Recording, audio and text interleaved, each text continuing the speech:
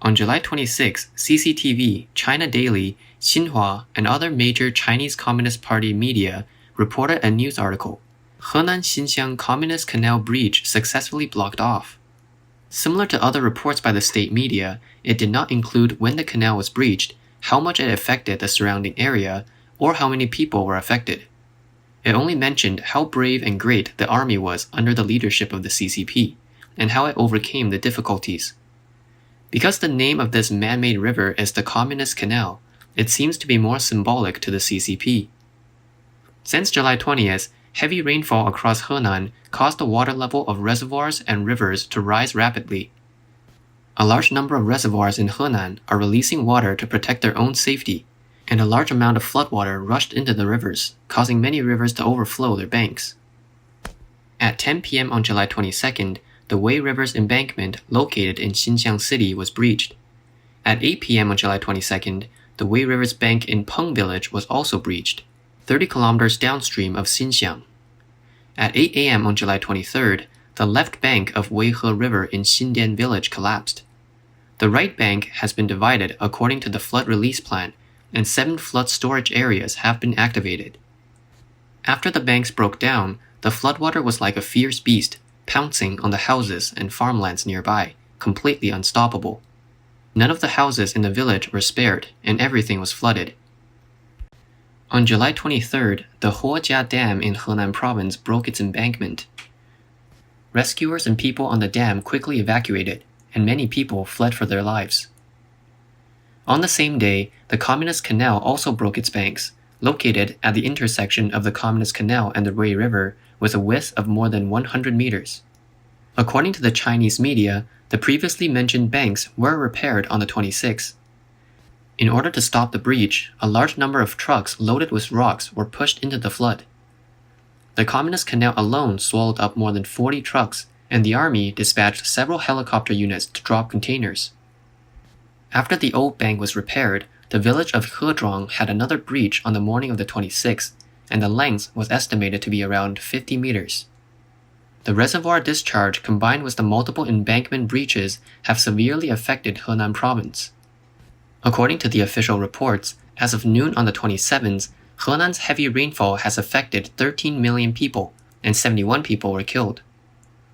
It was initially verified that 29,000 water conservancy facilities were damaged.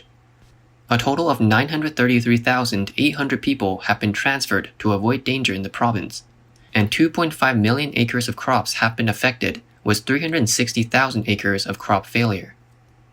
It is impossible to confirm how many of the more than 10 million people in Henan were affected by the rainstorm and how many were affected by the floods of the reservoirs, but it can be confirmed that most of the people affected were unaware of the reservoir discharge floods. For example, the Changzhuang Reservoir, which is only 6 kilometers away from the center of Zhengzhou City, started discharging downstream at 10:30 a.m. on July 20th. But Zhengzhou's online disaster prevention service did not inform people of the flooding until 1 a.m. the next day.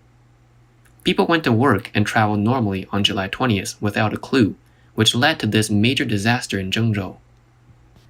According to a report by Radio Free Asia, a person in Xinxiang who requested anonymity told RFA that the local government is ineffective in dealing with the floods, including local officials who secretly dug the embankment to discharge the water in order to avoid compensating farmers. Mr. Song, a commentator on current affairs, told RFA that secretly breaking the embankment to release floodwaters is no different from murder. The deliberate and secret release of floodwater, some even digging the embankments, can be said to be rare in the past and present. This is simply intentional killing. Zhengzhou discharged water under the guise of heavy rainfall, and many people were not aware. People in other places, including Xinxiang and Hebei, are getting a bit wary of the government, being vigilant in case they secretly break the embankment in the middle of the night when people are sleeping. A woman in Xinxiang commented on Weibo, her family lives in an area where the Mengjiang River merges into the Wei River. At 4:50 a.m. on the 21st, the river waters kept rising. She had always trusted the government before, but this time, the people in her village almost drowned in their sleep. Because the riverbank was guarded by villagers in the middle of the night, They discovered a construction crew trying to dig the riverbank and shouted for other villagers to stop them, narrowly avoiding a man-made disaster. The village of Qimen in the town of Xindian is located at the intersection of 3 rivers. The villagers spent 2 days and 2 nights raising the riverbank in order to prevent flooding, but they were dug out and destroyed by the government. During the conflict, the villagers were sprayed with pepper spray and gave up, resulting in the village being flooded. The crops and the first floor of buildings were basically all flooded, and the water was more than a meter deep. Officials censored the news. Recently, the village has been cut off from electricity and water, and it has become isolated. They are in urgent need of rescue equipment such as water pumps, and the villagers are pleading to the public for help. At present, there are still several cities in Henan in a state of emergency, including Xinxiang, Huixian, Anyang, and Hebei. Large areas of villages and towns are flooded, water and electricity are cut off, and villagers are on the roofs waiting for help.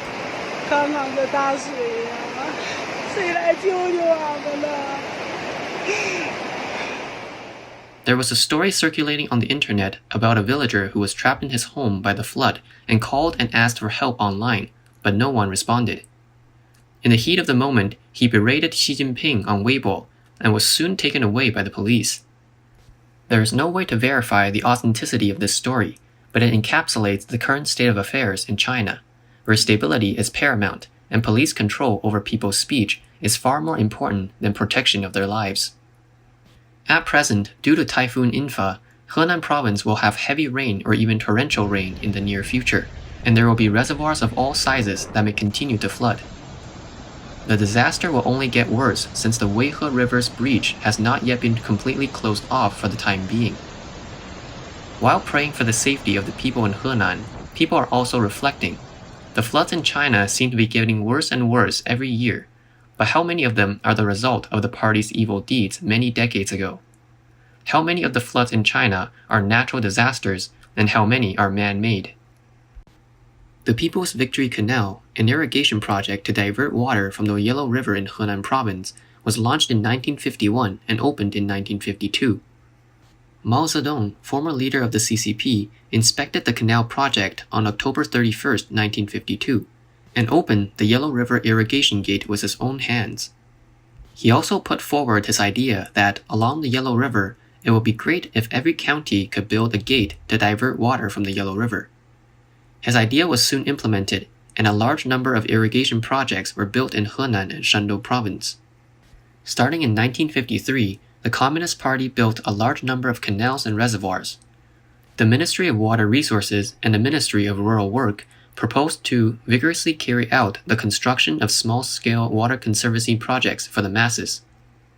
In November 1957, the CCP began the Great Leap Forward campaign, and Mao Zedong specifically quoted the Great Leap Forward folk song, I'm Coming, in which Mao praised the lyrics, Let the mountains bow, let the rivers give way. In June 1958, Mao Zedong put forward the slogan of expanding food production as the main focus in agriculture. Since then, the requirements and speed of the leaping forward development in agricultural production have continued to increase. As the lifeblood of agriculture, water conservancy construction has also reached a new high. Small-scale water conservancy construction, mainly small reservoirs and canals, has been carried out vigorously throughout the country. During the Great Leap Forward movement, for water canals alone, Henan province has built the Communist Canal, Dongfeng Canal, Red Flag Canal, and People's Leap Forward Canal. The names of these canals were all heavily politicized. The massive construction of canals and reservoirs were referred to as construction of water conservancy projects to permanently solve natural disasters such as floods and droughts. But in reality, it embodies the CCP's philosophy of conquering nature, transforming nature, and man's determination to win over heaven. For example, the Communist Canal we talked about is 192 kilometers long, with a width of 80 to 100 meters at its entrance. Dug in 1958 during the Great Leap Forward, it was named after the 3 provinces of Henan, Hebei, and Shandong, which were said to have carried out the spirit of communism together. It took just over a year to complete the construction. In order to build the Communist Canal, several counties under the jurisdiction of the Anyang Prefecture mobilized and set up a task force. Each county was responsible for repairing a section. There were more than 10,000 migrant workers in Jun County alone. The intention back then was to bring water from the Yellow River to the Wei River through the Communist Canal in order to relieve the water shortage in Tianjin, where the Wei River enters the sea. However, the Communist Canal project was blindly launched with technical design flaws and failed to achieve its intended purpose. In 1962, the third year after the canal was built, it stopped diverting the Yellow River due to technical reasons. Similar to the fate of many canals built during the Great Leap Forward era, the Communist Canal was gradually abandoned and deserted after the 1980s, with many broken riverbanks along the way, and the river becoming a heavily polluted and smelly ditch with piles of garbage and serious siltation. It wasn't until the end of 2018 that the Wei River Communism Canal Management Project in Henan Province officially started. The Water Resources Department of Henan organized the preparation of the Wei River and Communist Canal Flood Control and Drainage Management Plan, with a total investment equivalent to $244 million and a construction period of 2 years. The authorities claimed that the Wei River and the Communist Canal would be improved to form a more complete flood control barrier. We have no way of knowing the results of the treatment, but what we see today is that the Wei River and Communist Canal, both of which were completed last year, have broken their banks, creating even greater disasters. Jiang Guocheng, a former senior engineer and deputy chief engineer at the China Institute of Water Resources and Hydropower Research, told this to Science News. In the wave of water conservancy projects during the Great Leap Forward, a large number of reservoirs were built quite mindlessly. Many reservoirs and dams are designed to resist flooding with a low standard, poor construction quality, serious quality problems, and more hidden dangers. Many small and medium-sized reservoirs lack scientific planning, investigation, and design, and are constructed blindly. The decisions were even left entirely to the supervisor. As a result of these defects, the reservoirs lack flood relief facilities, the dams have serious leaks or failures, and are incomplete projects from the very beginning of operation. Chen Zhikai, a former director of the China Institute of Water Resources and Hydropower Research, said, "Many small and medium-sized reservoirs have no planning, no design, no investigation or foundation clearing, and even no spillway." In August 1959, a torrential rain in the Jinzhou area caused a flood that destroyed 10 medium-sized reservoirs under construction on the Liugu River and broke the Beijing-Shenzhen Railway, the lifeline of transportation at the time, shocking the whole country. According to information from Hebei Province, of the reservoirs built during the Great Leap Forward, about 70% of the small reservoirs have serious problems. In Fuling County, 20 small reservoirs were destroyed by a heavy rain in July 1959.